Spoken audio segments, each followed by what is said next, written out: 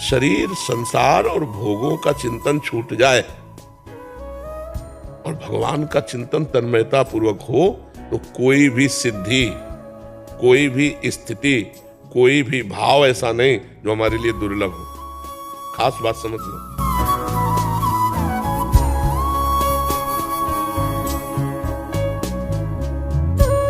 भजन से उपदेश का प्रभाव पड़ता है।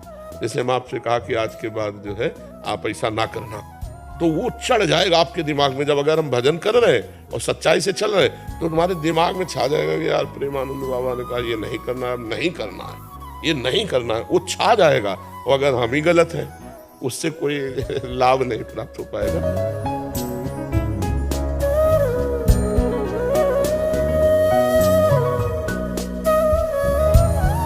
एक पकड़ लो, जो गुरुजी ने नाम दिया वो नाम निरंतर जपो।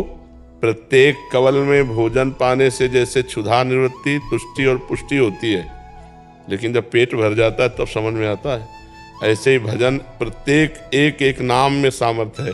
संसार से वैराग्य, भगवान से प्रेम और स्वरूप का बोध, ये एक एक नाम से होता है। पर जब कम से कम 18 घंटे भजन होने लगे, जब भोग वासनाएं कम होने लगे, जब कोई गाली दे हमें बुरा कम लगे, जब कोई सम्मान दे अच्छा न लगे, किसी से मोह न रह जाए, किसी भी भोग सामग्री की उपस्थिति में भोगने की इच्छा न हो, सुख दुख में समान भाव होने लगे, तो जान लेना कि हमारा अध्यात्म बढ़ रहा है। तो साधन करते करते जब पाप नष्ट होगा, राग नष्ट होगा, तो संसार अच्छा नहीं लगने लगेगा। तो संसार से वैराग्य और भगवान के चरणों में अनुराग, जब ये दो हो जाएंगे तो तत्वबोध अपने आप हो जाएगा।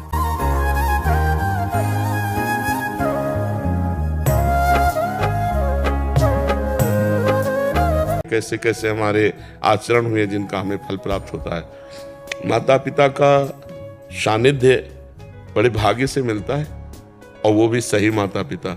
नहीं, ऐसे भी माता पिता हैं जो अपने बच्चों का शोषण कर रहे हैं। तो अगर सच्चे माता पिता, जो माता पिता के लक्षणों से मिल जाए, हम उनकी सेवा करें, ये तो भगवान की कृपा से होता है। तो हम भजन करके इतना साहस प्राप्त कर लें, इतना ज्ञान प्राप्त कर लें कि दुख हमें परास्त न कर पाए। मनुष्य जीवन बड़ा दुखमय है। निकल जाओ तो निकल जाओ, नहीं फिर गए 84 लाख योनियों में।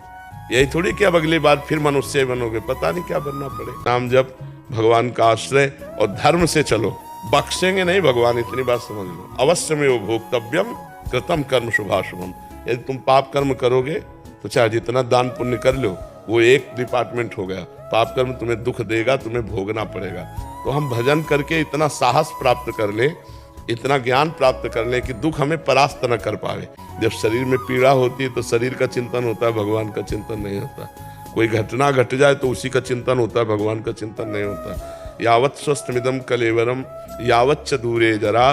जब तक बुढ़ापा दूर है, शरीर स्वस्थ है, कोई दुर्घटना नहीं घट रही, तब तक भजन कर लो। नहीं किसी के साथ भी घट सकती है।